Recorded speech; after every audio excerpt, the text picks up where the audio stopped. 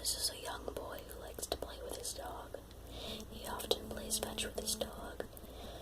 Once he strayed too far from home. He and his dog were playing fetch when the dog ran past a moving car.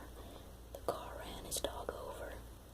Lars rushed to his dog's side, but instead of feeling sad, he felt a strange joy come over him. Lars picked his dog up and carried him home. In the garage, Lars placed his dog on a little plastic table covered in a drop cloth. Closing the garage door, he turned on the light. On the shelf there was a manual saw, a knife, and a pair of pliers. Moving a small table next to the larger one, he placed the items on the table. Taking the knife in hand, Lars slit his dog's stomach. Quickly, blood spilt on the table and dribbled onto the floor.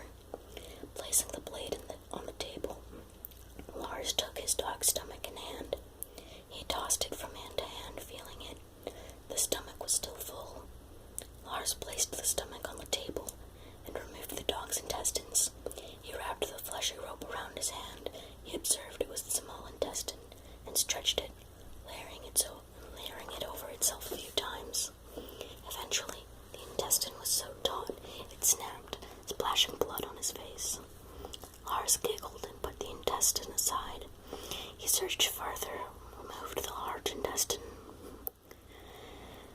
He took one end in each hand and skipped a rope for a while. Laughing, he tripped and face-planted into the animal's corpse. He took his hand, covered in blood, and wiped his face, a Cheshire grin going from ear to ear.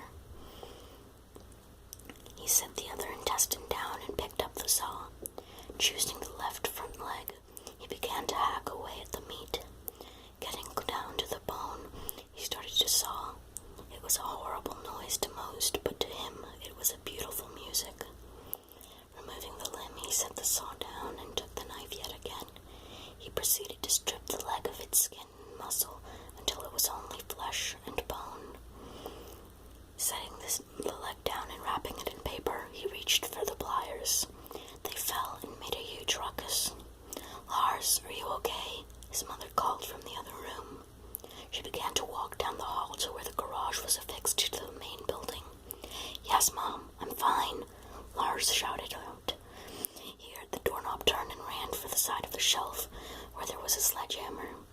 He hid behind the door and waited for his mother to fully enter the room. At the sight of the dead dog, she screamed and turned to run. As she was turning, Lars brought the sledgehammer down on her head. She fell, but wasn't dead yet. He continued to strike her with the hammer. Finally, her head was fully caved in, and around Lars was a large puddle of blood pooling around him.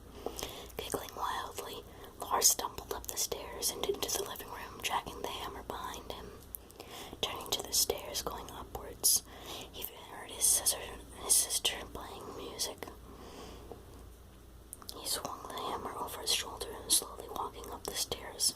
When he got to his sister's room, he swung the sledgehammer down on the door. A scream came from the room. He hit the door again, and his sister screamed again and began to cry. She called out for her mother.